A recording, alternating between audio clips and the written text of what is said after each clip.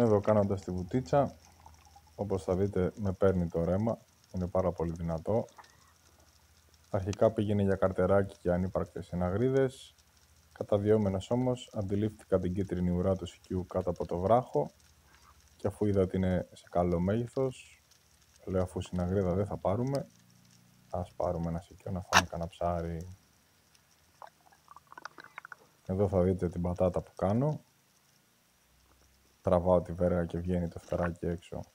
Παραλίγο να μην είχαμε σικιό. Ευτυχώς το ψάρι όμως έχει μείνει σέκος και τη γλιτώσαμε.